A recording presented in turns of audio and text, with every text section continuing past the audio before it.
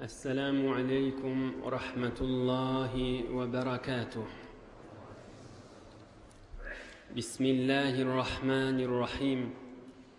الحمد لله الذي بنعمته وعزته وجلاله تتم الصالحات وتنزل البركات.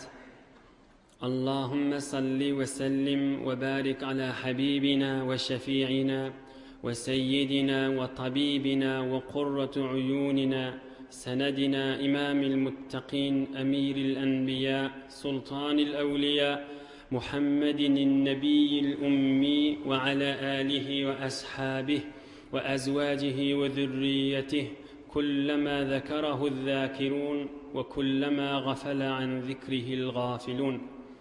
اللهم وفقني لبيان ما يحتاج الحاضرون إليه وما يصلح أحوالهم.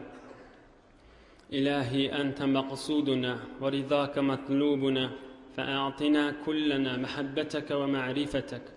لا أسألكم عليه أجرا، إن أجري إلا على رب العالمين.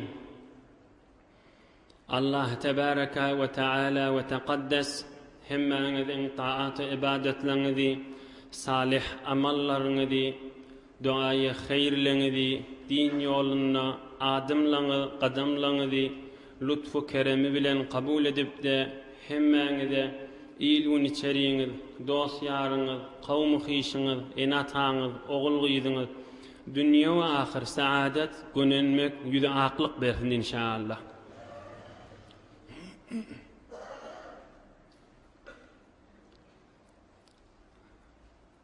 Gözümüzün nuri, başımızın taci, tamam mahlukatlaryň eşrefi we azizi bolan, ömrüne bir beýik Allah Taala'nın buyrugyndan çykmadyk, ömrüne bir günah etmedik. Muhammed Mustafa sallallahu aleyhi ve sellem 44-nji ýaşynda hewre kynçylyklar, horluklar çekip, dini açyk aýdyp, millete elam edip, Ebu Cehl, Ebu Leheb izinden aýlanyp, nobarlaşyp, maskara edişip, mızahym bolup duran ýagdaýlarynyň içindedik. Geçen hefte bir gurruň ortasyna gally inniki hefte aýdar diýip wada edipdik. Welid diýen bir aňyrdawr teleke, aňyrdawr zaňyr, aňyrdawr mızahym Ebu Cehl ýanyk odor Qurayşyň ýaşullarynyň birimiş. Ol aýdypdyr, ay jemaat diýipdir, Qurayşyň adamlaryny üýşüripdir. Inne hac wagty gelýär. Bütün dünýä boýunça Araplaryň Käbäň ýanyna ýygnak wagty gelýär.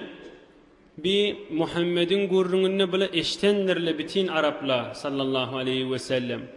Oham ol uly millet gelse, bizden sorasa, näme gurrun diýse, agdy birje jogap bereýliň maňa diýip Welid üýşüripdir. Oham millet aýdypdyr, maňa däli diýeýli diýipdir. Onda ýok, däli diýsek halk kabul etmez, bir akylly adam. Onda maňa şahir diýeýli. Onda ýok, şahir diýsek bir şahir däl, on okuyan zady şygyr däl, goşgy däl diýsele ýene gelişmez. Onda duanevi diýeýli, porhan diýeýli. Onda ýok, maňa aýtýanyňy bir porhançylyk da däl. Onu biz maňa näme diýeýli diýipdirle jemaatlary. Onu Welid aýdypdyr. Wallahi inna liqawlihi lahalawatan wa inna aslahu la'izqun wa inna far'ahu lajuna. Şib aýtýan kefi biter süýjü kep diýipdir. Şu Muhammedin sallallahu aleyhi ve sellem okuyan zady kökü biter gaýym, şahasy biterken, miwasy biterken, mene her näme diýsek, däli diýsek de, şahir diýsek de, porhan diýsek de, jaduger diýsek de, yalandan aýtýanlygymyz da belli boljak diýipdir. Ýöne de jaduger diýsek boljak diýipdir. Näme? Bu milleti okuyan Kur'any bilen enata ogulgyz bir-birinden aýyrdy. Meselen ogul musulman bolýa dädeden, däde oguldan biýdar, erheliň bir musulman bolýa oňa eziýet berýär. Hulasa jaduger diýip aýdaýlyň diýipdir. Näme aýtjagym bilmäni, Eyyene şuna caduger diysek boljak da diýipdir ýanky Welid. Özü de näme diýdi? hay okuyanlarda biter qowu geň diýdi. Aham şeýitdirip ay jaduger diýsen boljak diýenne beýik Allah Taala aýat diýberipdir. Hud şol welidin bolup duran ýagdaýyny Allah Taala kudret kelamyny tasvir çekip ta kıyametçeli birlere ders bolsun diýip aýat diýberipdir. Auzu billahi mineşşeytanirracim. İnnehu fekkara ve qaddara faqutila keyfe qaddar. Thumma qutila keyfe qaddar. Thumma nazar. Thumma abasa ve basar. ثم أدبر واستكبر فقال إن هذا إلا سحر يؤثر إن هذا إلا قول البشر سأصليه سقر وما أدراك ما سقر لا تبقي ولا تذر لواحة للبشر عليها 19. Şol ýagdaýy tasvire çekip beýik Allah Taala aýat diýberdi. Dikkat edin gowjatda. Welid innehu fekkara ve qaddar. Öz ýanyny öz fikredip näme diýsem kamşy Muhammede, jaduger diýsem mykam, şahir diýsem mykam, Purhan diýsem mykam diýip fikretdi şo Welid. Faqutila keyfe qaddar. Allah Taala näme diýär? Lanet bolsun şu welide her jiredip içinden fikredadım. Innen nazar berjek bolup içinden fikrede ötýdi. Lanet bolsun şu welide. Am Allah Taala ýene aýtdy. Summa qutila keyfe qaddar. Ýene de men Hudaýdan lanet bolsun şoňa. Ýene de içinden fikredip näme aýdyn diýe her näme aýdatyn lanet bolsun şoňa diýipdir. Beýik Allah Taalaň gudret kelamy. Summa nazar. Oham welid yeni bir nazar etdi, näme diýsem kandy. Summa abasa we basar. Gaşyn çytyp, ýüzün çytyp, ýüzi gözrengi üýtgäp, näme aýtjagyny bilmäni durdy. Şo kafirin ýagdaýyn Qur'an aýdyp ötýär. Summa abasa we basar. Gaşyn çytyp, dodogyny çöwüp, näme diýjegini bilmän, ýüzi gözrengi üýtgäp. Summa adbara wastakbar. Haky aýtmany, hakdan ýüze öwürip mutakabbir boldy. فقال إن هذا إلا سحر يؤثر. Ay bi önkülerden öwrenen jadugerçiligi da diýaýly diýdi. Allah Taala ýerinden aýdy. Sa uslihi saqar. Şol welidi men Hudaý cehenneme salaryn diýipdir. Ýerine we ma adraka ma saqar. Ey Resul ekrem, saqar näme digini men aýtmasam hiç kim düşündirip bilmez diýipdir. Saqar diýen cehennemiň ady. La tubqi we la tazar. Şol welid cehenneme girenne saqar diýen cehennemin edýäni işi ennamyňda sünk de goýmaýa, der de goýmaýa, et de goýmaýa pudretip dargatýar diýipdir. La tubqi we la tazar. Lawahatun lil bashar. Girmekan daşyndanna ýanyp tu daşdan görünýär. Sen geljek ýeriň men içimdir diýip görünýip tu diýipdir. Aleyha 19. Şol cehennemin içinde saqaryň içinde 19 tane de ferişte de var içinde gezip bäle diýipdir. Hulasa welid cemaati bilen inni bir ders almaly ýerime. Kafirli bilen oturup fikredip näme diýsek kammaňa? Näme fikredip ötýänini şola. Başga ýerden gelýän adamlar musulman bolamasyn, şoňa fikredip ötýär. Başga ýerden gelýän adamlar Qur'an eşitamasyn, şoňa bir ýol tapaýyn diýipdirler. Allah Taala on edip duran ýagdaýyny tasvire çekip aýat diýberipdir. Ne kadar betbahtçılık, ne kadar kösenmek ey cemaatler. Bila indi kafir adam öde hakdygyny bilip ötýär. Geňdigini bilip ötýär. Şol kefin we dinin gudratdygyny bilip ötýär. Ýöne betbahtçılık öde hayırlanan akşondan başka halkı da salaziyelen akşon. Başka hiç kim şondan hayırlanmar ýanak her yerden yol tapçak bolup ötýär. Allah Taala qahar edip on näjirek aýdywati, bir betbaht şeýitdirip ýol tapjak bolywati, cehenneme girsin. Hudaýyň laneti bolsun diýip Hudaý Taala şoňa aýdypdy. Inni musulmançylyk ýagdaýynyň içinde, musulmançylyk ýagdaýynyň imanyň içinde bütün musulmanlar bilýär. Bir denana, bir qyz oglan bir gelin ýygnanyp gelse Hudaýyň hoşy geljegi. Gawjatdan gulak asyn.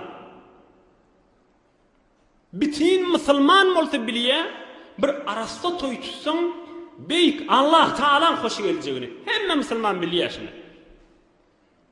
Bütün musulmanlar bilýär, şijirek oturşyklan Hudaýyň hoşy geljek oturşykdygyny. Bütün musulman mümin hele erkek bilýär, bir mescide, bir hücre, bir mualla, bir qaryba sadaka bersen sogaby bardygyny. We bütün mümin bolsa, beýik Allah Taalaga we Rasulullah jany imany bar adam bolsa, hulasa din bernamasy gowzat we şonne gerip berildi, derejede ýaşap berildigini bilýär. Hop, näme zat sebep bolmaly ham bir imanly dogan ya hijab, ya arasy gezjek bolanna, ya şidir oturşygy şirket etjek bolanna, ya bir sadaka hayrat etjek bolanna, ya arasy toy tutjak bolanna, şoň ewine geçjek bolmaly. Ýöne gurrun dogrulaşdylakana şoňa ýaplama gurrun diýana, şu aýny gurrun öýüdi haşy. Welid bilip oturanmışdyk hak zatdygyny, emma kafirmişdik. Bilse de imanyň içine girmendir. Şun okuyan zady gowzat diýipdir. Ýöne halka işitdirmäýin diýipdir. Näme diýip? Fakat bahilçylykdan, içi garalykdan we kafir bolup cehennemi bolup dünýeden geçipdir. Hudaý sakladan. Şu ölüpdir, helak bolupdir, şu gaçyny dowr cehenneme gaçypdyr. Muny beýik Allah Taala kudret kelamyny aýdyp. Ohm aýa musulmançylykda imanyň içinde öýdi de bilýär, fakat şoň hijablyja arasaja bolup gidişine yakillary ya daşanragy şoňa bahilçilik edip, şonu masgara edip utandyrjak bolup alyp galjak bolmaly. Mümin musulman hele erkegi gelişýän ýagdaýa däldir. Bir kafirdäki ýagdaýdyr. Ya arasa toy tutmagy, Hudaýyň hoşy geljegini bilýär ki, Hudaýyň hoşy geljegini bilip, ay toy hoşluk bolmasa bolmaz ahim diýip aýdy oti. Ýöne bilýär Hudaýyň hoşy bardygy şu arasa toýdadygyny. Näjirek beýik Allah Taala hoşba ýerde hoş bolmak biz musulmanlar. We beýik Allah Taalaň hoşy ýoklugy, rezaýeti ýok ýerde de biz musulmanlar nahoş bolmak meger musulmançylyk dälmi? Nägadar gowzat, nägadar dünýä ahir gönenmek bir mümin, bir musulman hele erkek Hudaýyň hoşy gelen ýerde hoşy gelse, Hudaý Taalaň ýokuş gören ýerin ýokuş görüp gelse, meselen bir musulman dogany Qur'an-ı Kerime var ya, hijably bolýa, arasa toy tutýa, elbetde Hudaý Taalaň hoşlugy bada şonna. Nägadar gowzat, sen de şoňa hoş bolsaň. Hey, elhamdülillah, maşallah. Tuweleme hijably, tuweleme maşallah arasa toy tutdy. Hudaýyň hoşy geljek ýerde hoşy gelmek. Nägadar gowzat. We Hudaý Taalaň ýokuş görjek ýerini beýtdir kesip bäro diýip narahat bolmak nägadar gowzat. Elbette ewliýaçylykdyr, elbette musulmançylykdyr, elbette Hudaý Taalaň dost bolup ýaşamakdyr. Ey mümin, musulman, jawan dostlar. Muňda hemmesi aňyrsy bir nämäge barýa? Musulmançylykda bir sorag gelýärdi, men mektepden de çykyp barýan. Musulman bolup durup, ol Welid diýen adama aňra kafirmişdik. Rasulullah janyň düşmanymyşdyk. Qur'any eşitdirmejek bolýar, Qur'anyň bernamasyna bardyrmajak bolýar. Ay muňa dälil diýeli, ay muňa akylsyz diýeli, jaduger diýeli, näme diýeli, hulasa milleti eltmäýli. Allah Taala da onu tesvir etjekdi. Indi bir sorag gelýärdi, musulman näme diýip şeýtýärdi? Jogabyny aýdyň.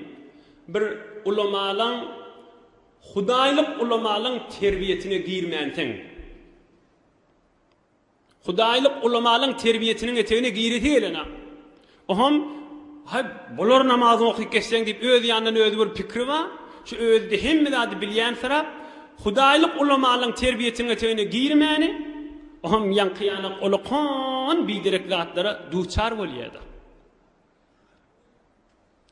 Elhasil biz Müslüman Hudaý Taalaň hoş ýerine hoş bolsak we Hudaý Taalaň ýokuş görünne ýokuş görsek elbetde iman kamil we musulmançylyk we beýik Allah Taalaň dost bolup ýaşamakdyr jowan dostlar. Şo ýagdaýlaryň içinde Yemen tarapdan Zamat dip bir adam gelipdir. Bir däli zat okyp häpçüp edip taşyny geçip gara dälini gowup gidýän adammışdy. Dälini mualaje edip dälini derman etjek bolýan bir adam gelipdir Yemen tarapdan. Mekke'ye gelipdir, bir gurrunlary eşitipdir. Mekke'ye Mukarreme'ye gelenler. Bir dälli ýa-da bir jaduger diýen mamul, onu bir öz ýanyny özü aýdypdyr Zamat diýen adam. Ay bilme gerde olsa däldir diýipdir. Men ne oňa sataşyp göreň, mene oň soň dälliğini mualaje diýen, dälliğini bakýan, menne bak göräýin diýipdir. Ohan beýdip şey diýip, şol Muhammed diýen adamyň üstüne bardım diýe sallallahu aleyhi we baraka we sellem. Ohan men aýtdym diýe, ya Muhammed sallallahu aleyhi we sellem, inni arqi min hada ar-rih. Milletin aýtşyndan seňe ol ýellişen ýaly bolýa. Men mualaje diýen, ijade berseň seni mualaje edeýin. Senden bir nise soraglanma, zahiren sana dällik ýetişen bolmaly. Näme maslahat diýipdir?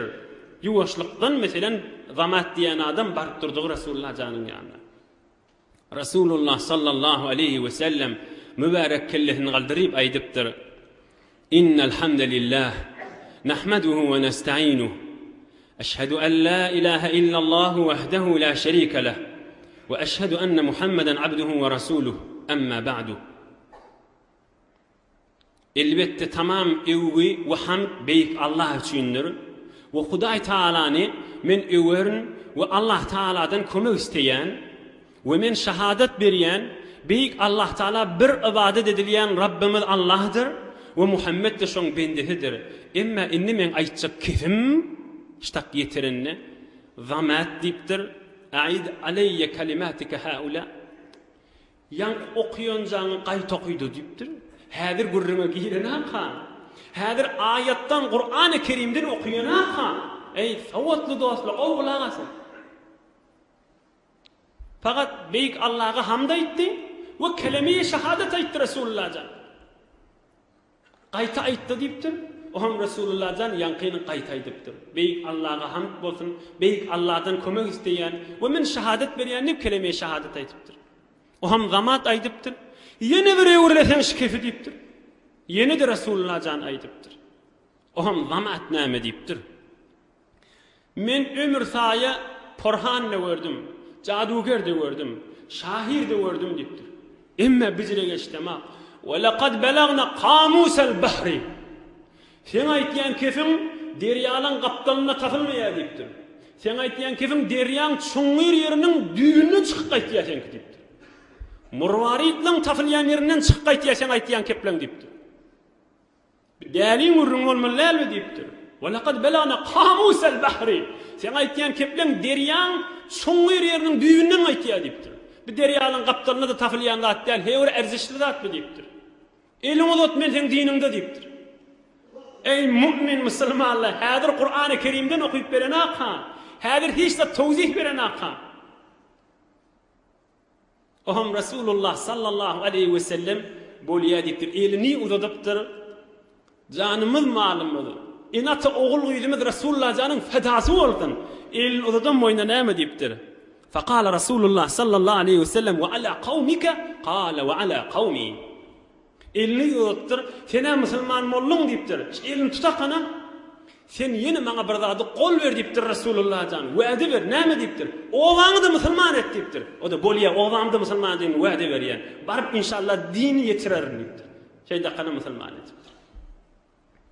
Ne kadar ders var bir gurrun içinde. Kıssat geçirmeli gurrun gel abi. Awvalqı ders yaxşıca ders almalılar.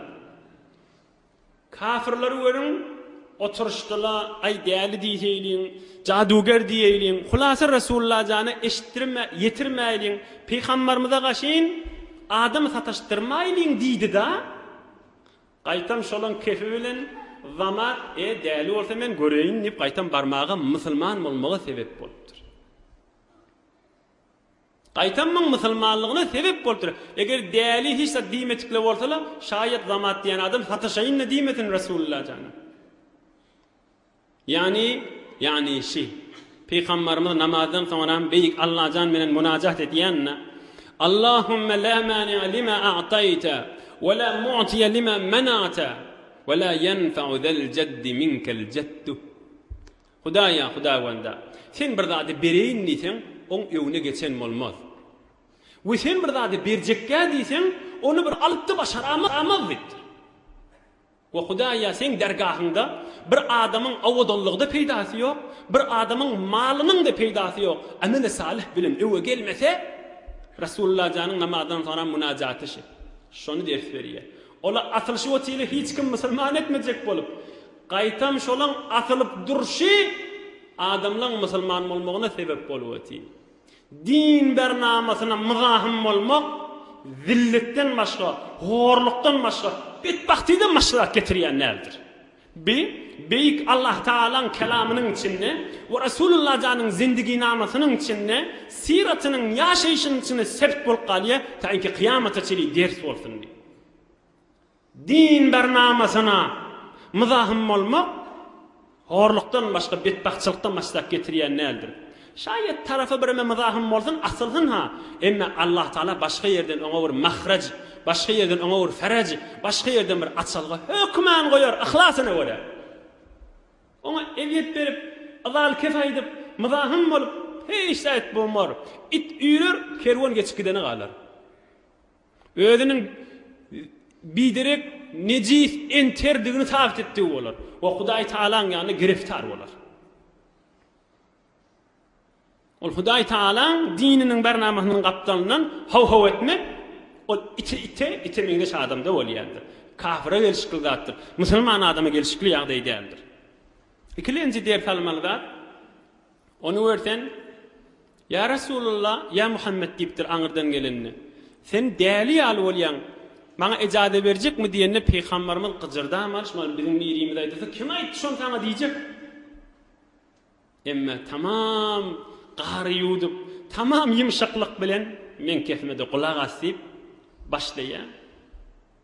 Oň netijesini öýde oham, nagat özünden azamat kökediýär, nagat insaniýet, şarafet kökediýär. Mahtumul İşan aýtýandyr, atarman, çafarman algyr ýigide ýeri gelse bir mürüwwet ýaxşydyr.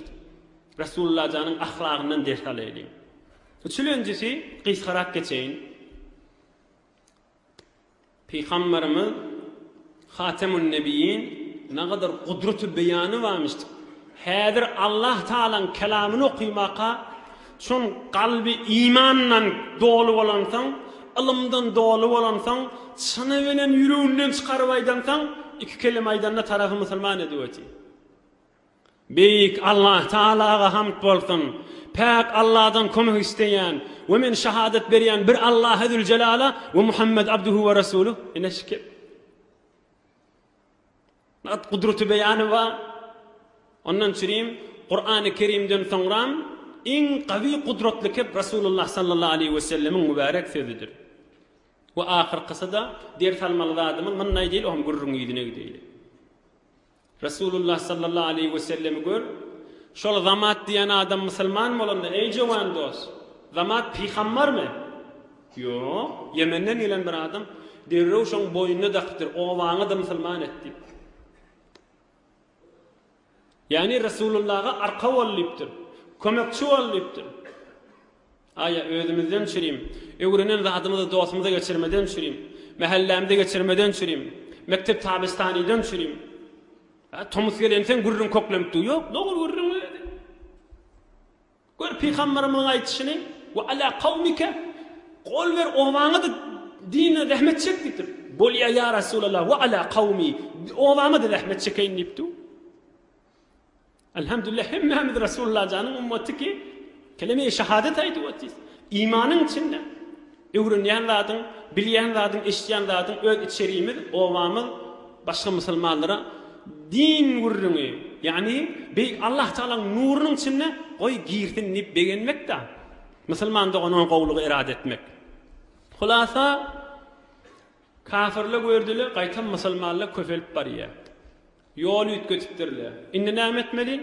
Indi maskara etmeli, oynamaly, gülüşmeli, Resulullah janın üstüne aşgal dökmeli, kum dökmeli, taýinki sahabalar ruhlaryny ejizletmeli. Biz orta qiyyn näýt diýsille diýip indi bir ýola gelipdirler. Üýşipdirler kafirler, oturşypdirler. Näme diýeli? Indi faqat maskara edip gülşeýli. Şeysekde musulman boljak adam da musulman bolar. Ay beýtirip maskaraçylyk boljak bolsa gerekkädi diýsille diýip. On maskara etmeklerini başlapdyrlar. Resulullah sallallahu aleyhi ve sellem her hiyabany gaşyň çykanda bir zaňyr kafirin miri Peygamberimizin yüzüne sen özüň näme? Peygamberimizi aýyp edip, ýürüşinden aýyp edip, kepleşinden aýyp edip, hatta Allah Taala'dan aýyp edip maskara etjek bolup utandyrjak bolýan. Ýyzynden näme aýyp etmäge durup, Peygamberimizi gurrun barajak ýerlerde sahabalaryň ýanyna aýyp etýän. Allah Taala aýat diýberdi. Bismillahirrahmanirrahim.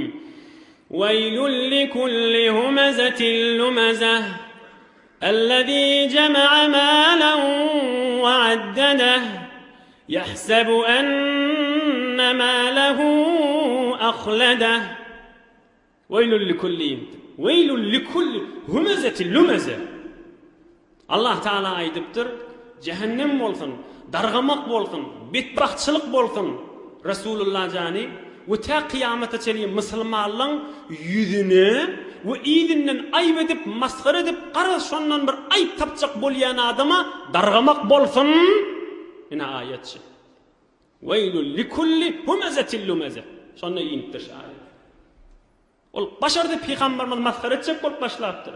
Allah Taala da yüzüne we ýyzynden başarta aýyp tapjak bolup, utandyrjak bolup, bir bahanaň ýyzyny gerip beren adama weyl bolsun diýipdir. Ey mümin musulmanlar, ders sahaby birlere. Likulli humazatil lumaza. Her bir aýbyň ýyzyny gerip berene. Hulasy bir bahana tapjak şol aýyp etjek. Bir ýerinden tutup aljak şol. Bir ulukhan şu bir ýerinden aýyp tapsa, bir gyzyl geniş datafan ýanyna gidip şonu ýaplap aýtjak da birine. Allah Taala haram etipdir onu. Resulullah sallallahu aleyhi ve sellem kuçelerde, hiyaballarda gelip belki mübarek kellesine yürütü eğililen koşavuşlar kum uymağa durupdurlar. Bir soraw degilýär da, hani Hazreti Hamza ýanakly geçen hafta musulman boldy. Hazreti Hamza da musulman bolandan sonra yeke muzahim bolmandylar, kafirler üýşipdirler. Üýşüp edýän. Hazreti Hamza'ga biri dese üýşüp öldürjekler. Peygamberimiz de cihad etmäge ejadaňyz ýok diýipdir. Ondan sürüm üýşüp muzahim bolýarmyşdyklar. 20 nefer, 30 nefer, 40 nefer bol. Mübarek Peygamberimiň üstüne kum uýýarmyşdyklar. Peygamberimiz sallallahu aleyhi ve sellem فعاد إلى بيته والتراب على رأسه المبارك فقامت إحدى بناته تغسل عنه التراب وهي تبكي ورسول الله صلى الله عليه وسلم يقول يا بنية لا تبكي. mübarek kellesi qumdan nolu olmalı. Hazreti Zeynep de olsa, Hazreti Fatıma da olsa, Ruqayya da olsa gözlerinden yaş akıp dädeleriniň Resulullah janyň kellen etek eňdip mübarek kellesine suýup Peygamberimizin kellesini ýuýýarmyşdyklar. Hazreti Hadice bilen gyýdylar. Resulullah sallallahu aleyhi ve sellem aýtýarmyş: "Ey gyýdylam, ağlamaň, Allah Taala men arkamdyr" diýärmişdik. Ine bir de Resulullah sallallahu aleyhi ve selleme berýän horluklar. Yine de Kabe'ň ýanyna gurun namaz okyp duranmyşdyk Resulullah sallallahu aleyhi ve sellem. Kan adam ýüşüp duran kafirlerden. Ebu Cehl aýdypdyr, hey diýipdir, gaýratlyňyzda ýokmy diýipdir, teleki işe batyrçylyk eden bolup öti. Hannipdir, beýle diýipdir, diýen eçegeti we aşgaly we äpberilen derisi we oklaňda şu Muhammedin gerşiniň üstüne secde edenle diýipdir. Resulullah sallallahu aleyhi ve sellem namaz okyp duran, şol içinde batır tarap biri bir diýen aşgalyny eçegetini getirip gözleşip durupdyr. Peygamberimiz sallallahu aleyhi ve sellem secde edenle dogry gerşiniň üstüne oklapdyr ýankylar. Peygamberimiz secde etmişdik. Oha bu gurrun Hazreti Fatıma bir haber verdi. Hazreti Fatıma da bolsa 9-10 ýaşyndakyja gyýdy oglanma.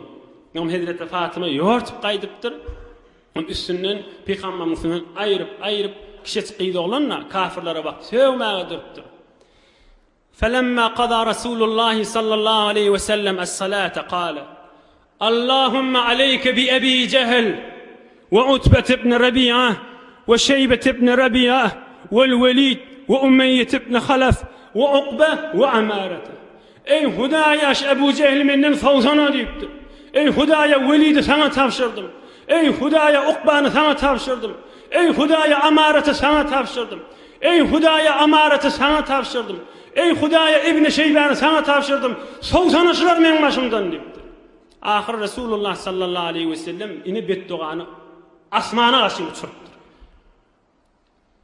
Ulu Mekke sandıra beripdir. Bir Käbäň ýanyna bir Muhammed muň dugasy kabul adyp, olaňda hemmesi tutuş kafir bolup, darga vilil har bolup, şu ýykylan boýuna jehenneme gaşyn gaçýar şolaň hemmeti. Hiç gaýty musulmançylyk iman nesip etmeýär. Ýa-ni 7 nefer Resulullah'dan atlaryny tutup ýeki namazdan soňra Allahumma aleyke bi Abi Cehl. Hudayaş Ebu Cehil sana tapşyrdım. Darga sana aýyrsana men başymdan diýipdi. Beýle bir madahamçylyk bolup Resulullah sallallahu aleyhi ve sellemin beddugasyna gerefkar bolupdyr. La havle ve la kuvvete illa billahil aliyyil azim. Oham yine de bulan madahamçylyklaryny kemeltmändirler. Peygamberimiz sahabalar bilen daşaryk çykanda bular görsele, oho, ýeriň ýüzüniň padşalary gelýär. Fars, Rum fethetjekler gelýär. Şol Peygamberimiz aýtýanmışdyk-da, İslam azda bolsak işte Fars'ta feth bolar, Rum'da feth bolar, imparatoriýa Fars, Rum hemmesi ýykylyp musulman boljakdyr diýip aýtýanmışdyk. Aman maskhara etýänmişdikler.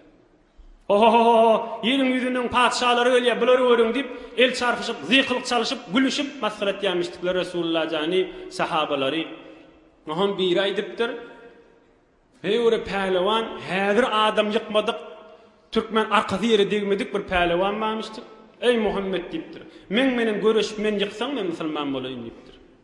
Oham Peygamberimiz sallallahu aleyhi ve sellem 3 gedek görüşip üçüsünde de ýere ýaşypdyr. Oham ey diýipdir falany inni görüşüň gurruny goý, gir imanyň içine diýipdir. Gir beýik Allah Taalaň nurunyň içine, bereketiniň içine diýipdir. O döwrüni we zatdyr. Şu bağa gelýsen, şu bagda gelse musulman bolaýyn diýipdir. Oham Resulullah sallallahu aleyhi ve sellem ey bağ Allah Taala'n izni bilen gaýt berik diýipdir. Fa aqbalatis şeceratu tahuddul arda. Ýeri ýarp gaýdy beripdir. Be, bijil jadugerliginde barmy sen diýipdir. Iýdine gitse musulman bolaýyn diýipdir. Oham aýdypdyr, ey bağ, Hudaýyň izni bilen iýdine git diýipdir. Ýene iýdine gidipdir. Teňa jadugerligiň güýçlümüşdi gaýtyp, ýene musulmançylygyna girmäni betbaht bolup jadugerdik geçipdirler. Bir de Peygamberimizde bolýan adalardan. Oham şeýitdirip maskhara edip gülüşip duqala Allah Taala ayet diýberdir. Weylül lil mutaffifin ahirki ayeleri okuýaýlar. Auzu billahi mineşşeytanirracim. İnnellezîne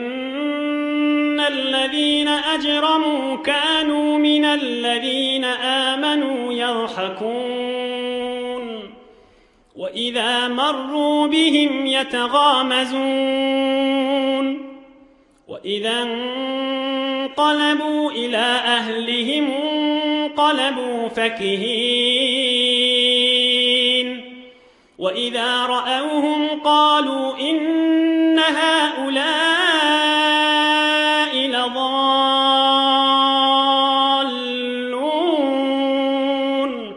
وما أرسلوا عليهم حافظين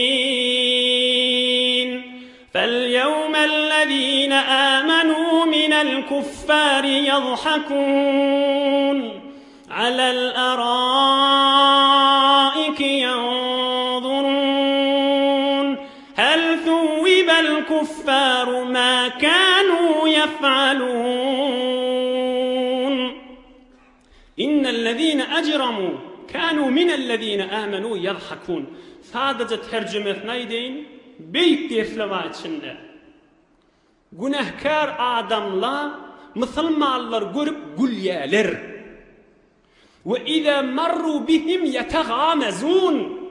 Musulmanlar kafirliň deňesinden geçenni işare edip masgara etýärler. Ayet haşy. Kur'an-ı Kerim haşy. Beyik Allah Teala'nın kelamı haşy. Ve izâ marru bihim yetagâmezûn. Musulmanlyk geçenni bir-birine gaşlaryny galdyryp gözlerini gymladyp barya hadip el çarpyşyp oňa masgara edýärler. Oňam izinden ahyryndan näýdi? فَالْيَوْمَ الَّذ۪ينَ آمَنُوا مِنَ الْكُفَّارِ يَضْحَكُونَ. Yeki aýsam wagt geçecek. Kıyamet gün musulmanlar tahtın üstünde beheşikde oturup musulmanlar şogun güljekdir, kafirlaryň cehenneme sürelip barşyny görerlerini. Ina ayet kerimiş. O musulmanlara bir yürek soğukluk, bir keyifçilik, bir begenmeklik bolupdyr. Olaň ızalary, olaň maskaralar göze zady görünüp bermendir. Kafirle gülýäle, musulmanlar maskara etýäle, hey bulan bolup berşini görün, paçaly gelýär. Hey barda maskara etýäle. Hudaý Taala näme diýär? Şeýtirip maskara etdiler. Kıyamatda musulmanlaryň gülüşini görersiňiz. Allah Taala'nın kelamy görersiňiz. Musulmanlar gülüp kafirliň zelil bolşyny görersim inşallah. Şol beýik Allah'ın kelamynyň tersligi bolmaz. Oham kafirler yine oturşypdyrlar. Yine maskara etmeň pikirine. Nazır diýip bir betbaht barmış, olay dipdir. Men nipdir bir ýurda baraýyn nipdir, Sasani padşalyň gissalaryny getireýin. Ne bila Musa, İsa, Zekeriya, şu peygamberlerin gurrunu aýtýar. Men gideýin kadim padşalyň zindigi namasyny getireýin dip bir ýurda gidip okyp bilip bir zat edip gelip Resulullah sallallahu aleyhi ve sellem her haçan Kur'an okuysa o da şahnama açıp kadim padşalyň gurrundan aýdýan. Men gurrunum süýjüdir hamyndan dip şeýle mızahym bolýan. Bila bir ýoly bolupdyr. Yine de bir ýoly bir ýerik baryp kan aýdym okyan denanylar gyýylary getiripdir. Her kim kulak asyn. Hep senetli dogry gurrun haşy. Her kim musulman bolanlygyny eşitse ya musulman bolmany Resulullah sallallahu aleyhi ve selleme gaşyn gatnaýarlygyny, ogryýarlygyny eşitse ýanky aýdym okyan gyrnak gyýdyň birini onu kirene tutup geldi da. Şoň ýani 2 gün bol çaýyny ber, naharyny ber, şoňa aýdym oky diýýärmişdik. Oham bar aýtýarmışdyk, muň menen hoş geçirmek gowmy ya Muhammediň dini gowmy diýärmişdik. Allah Teala ayet diýerdir. Ve minen nasi men yeşteri lehvel hadis. Bir towar kafirler vardır. Bir aýdym okyan gyýdy satyn alyp gelýärler. Li yudilla an sabilillah. Hudaýyň dininden alyp galjak bolup bi gayri ilmin näme bilmäni we yettehidaha huzwa din maskhara tutunýa ulaika lahum azabun muhin aňyrda bir ulkan azap baş olara dipdirdi. Ene dogry Kur'an-ı Kerimde şo wagt ýenipdir. Aýny şu mahal kafirliň üstünde gurrun dämeýse ey jowan dostlar, ey mu'minler, ey musulmanlar, aýny şu mahal gurrun dämeýse. Bizi Kur'an-ı Kerim eşittirmejek bolup, mahbaralar bilen, filmler bilen näder biziň mümin musulman jowan aýal erkeklerimiziň üstüne işlenip ötýär. Näder gowy adama bir eme gerek ki, aramış gerek ki, näme işgal bar dip, inne Hudaý taklaryň şonu halal belki gowlat diýjekdi bolup barýarlar. Näjire ey jowan dost, wagtlar näjire Allah Taala'nın kelami kimden iyi verilýär? İň ferişteleň ulusy Jibril ferişteden iyi verilen. Kime iňe? Ömrünü günah etmedik Resulullah jana iňen. Kelamullah azza ve cel. Şonu okuysak, şoň menen ons tapsak, şoň menen aramışa yetsek, öýümüz nurdan dolmazmy? Bereketden dolmazmy? Dünýämiz abad bolmarmy? Ahiretimiz abad bolmarmy? Öýümüze aramış gelmezmi? Öýümüze sekinet gelmezmi? Hay Allah'ın kelamı Cibril ferişten getirip Resulullah'ın üstünden üstüme de gelen zadı koyup gelip inni bir aydıma meňdeşe güýmenip galyp kan hana vadala näjirek nurani öýlerini hayp garanqylykda geçirip berdi. Pahirli hoş geçirýärm ka diýipdi. Emma bir form giriftar zannanda ýaşy gülüpdi ha. Ýöne garaňkyda ýaşap ber. Dünyası da garaňkydyr, jüýsü de garaňkydyr, gabry da garaňkydyr, kıyamada da garaňkydyr. Näme üçin? Bir güne beýik Allah'a şin barmaly biz. Şonu goý, Allah Taalaň öz kelamy bilen marayly. Onuň üstünde men wagt kende gelemäýin. Hulasa ol ýan kafirler aýdym sizden anlarken ejarat getiripdirler. Her kim musulman boljak bolsa, bir heley bir gyz şoňa şin bar, çaý suwunmer, aýdym oky, oýun çykar. Hulasa şonu onda bar aýtýamyşdyk. Şygawmy Qur'an gowmy diýýärmişdik. Wallahi şeýlek bu hoş geçirdi diýip şeýit diýýärmişdik. Aýny huşy zamanyň görübi. La hawla we la kuvvete illa billahil aliyyil azim. Oham yeni Qur'an-ı Kerim'in beraberine bizim özümüz näme Qur'an çykarmaýasdykdyr kafirler. Biz de aslyn özümizin Qur'an mejreyl Arapdan meger Resulullah okuyan Qur'an-ı Kerim hawa inna enzelnahu Qur'anan arabiyya. Qur'an-ı Kerim Arap akıllı, bilimli, savvatlılar qaw işdir, qaw gulagasın. Am bilawr sure bejetdirler. Sure-i Fil dip. Bilen alam tara keyfe fa'ala rabbuka bi ashabil fil yani. Becerellerdeşi. El fil, mel fil, ve ma adraka mel fil, lehu khurtumun tawil. Fil näme?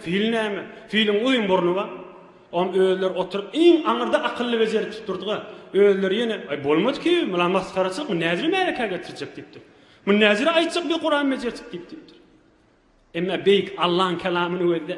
El-qari'atu mel-qari'ah ve ma adraka mel-qari'ah. Bir de şu ha, oğudallıqını öýde.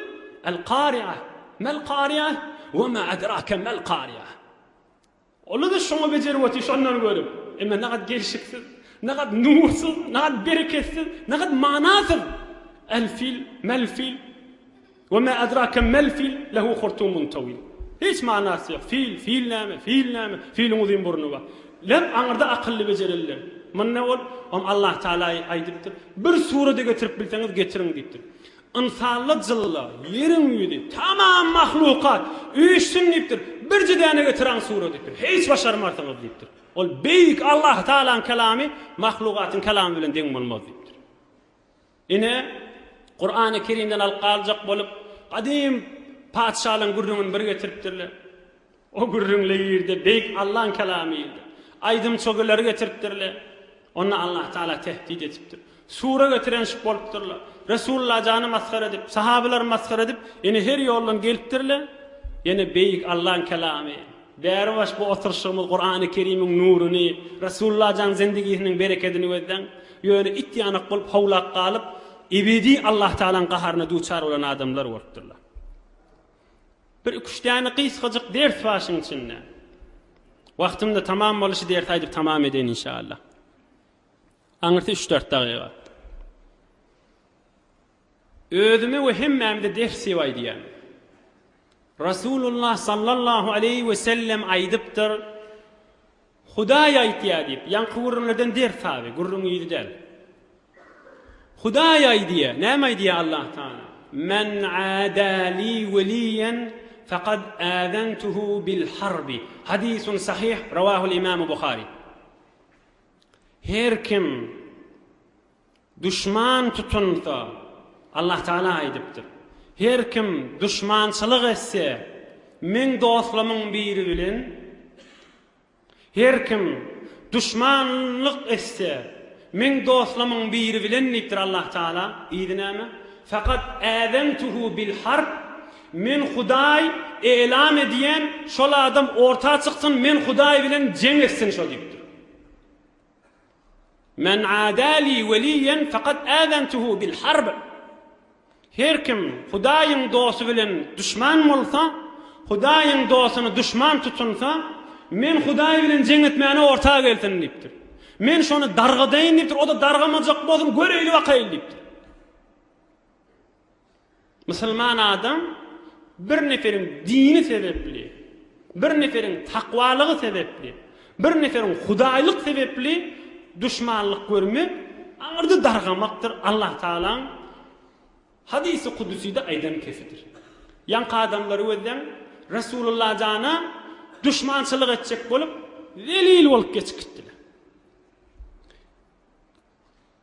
Yine de bir katı bir geň zat şu zamanny we kafirlaň zamanynda ey jowan dostlar, ey imanly dogallar, inni haqiqati qaziyany özdesen musulmanlar kafirlar maskhar etmeliler. Ey baba nätdir ketpäňiz adyp gelin Hudaýyň ýoluna, ey herre, ey beýtmäň dip, ey näjire bolýar, batylyň içinde, bozugyň içinde dargak girip beren adamlar Hudaý Taala nurunyň içinde girip berenleri maskhar etmeli. Bu näjire zat bolýar? Bu näjire aks bolýar? Bu näjire wajgun ters bolýar? Hudaý Taala imanın içinde, nurun içinde, hidayetin içinde, Allah Taala'nın dininin içinde girip beren adamı icazet vermeye, kafir maskhar etmeye. Imme kafirçilik ne kadar geň, ne kadar betbahti, dargak girip be, qaytam nurun içinde, imanın içinde adamları maskhar etmeli. Ne kadar ters bolýar, ne kadar aksi qaziye bolýar be. Elbette bir geňler bu da özü Hudaýdan daşlygyň aňyrda bir alamaty, bir betbahtçylyk bolmaly. Hudaý saklaýan. Bu ahyrky derste görünip ötýär. Resulullah jan kynçylyklar çekipdir, nämeden çürüm? Şu din dünýä boýunça ýaýrasyn. Hi bolmany şu mal 3500 kilometr daşda geçip beren türkmen ýylyň için imanyň içinde geçip. Ol kynçylyklar çekişin öýde mübarek kellerine gum goýulypdyr, hafa oklanypdyr, maskhar edilipdir, oýnalypdyr, her zatlar aýdylypdyr. Indi biz fakat guşymyzy arassalaman, fakat şoňa bir güýjimiz ýetmejek bolsa, ýa bir kompýuterlemede arassalamajak bolsak, gelişmez jowan dostlar. İmanly, mümin, musulman, erkek we aýal bolýar. Şu dinin, şizirek zahmetler, şizirek kıyınçılıklar bilen üstümüze gelip öti, ardan satmayın, muft satmayın. Bir kıydın ya bir erkeğin, ya heleyin, ya erin, ya inatan hatta, ya oğluydun, göğününü görecek bolup Hudaýyň gaharına tuşamayın. Ardancık satmayın kulasa. Aslında bundan dert halı, özümüz otur dert halı vermeli. Näçe oturup yan Resulullah janın kıyınçılıklarından. Allah Teala nuri imandan ayırmasın. Allah Teala dünya ahir saadet, yurdumuz parahat, vatanımız emniyet asayişten ayırmasın. Ulamalımız ve milletimizin ağlı birliğinden ayırmasın inşallah. Musafiratta, hıtmatta, qurbatta tamam müşkilli doğulan beyik Allah Teala müşkillerini asan etsin inşallah. Bir alhamd kul vallah Suriye felağı nas hoş boquyalım. İnşallah ötöllen ruhuna bahşedip dua et diyellere, müşkillere, içeride daşarda iyilunimize dua edersin inşallah. بك رب العزة عما يصفون وسلام على المرسلين والحمد لله رب العالمين. Pirağa ilahi amin. Amin ya erhamer rahimin. İlahi amin. İçeride daşarda kulak asiyerlere dost elinden tutmak. Maşallah. Bir kıyıkı giycelerde bir saat 11'de dayağı durmak. İlahi amin. İyilunimde hemmemde dua da var. İlahi amin. İlahi amin. Barakallah. Maşallah. İlahi amin. İlahi amin. Marizlamıza şefa, yurdumuz parahat, vatanımız emniyet. İlahi amin. Amin ya mucibed da'avat. Amin ya erhamer rahimin. Birahmetke ya erhamer rahim. Olya gayrat edin. Barakallah. Subhan rabbika rabbil izzeti amma yasifun ve selamun alel murselin velhamdülillah.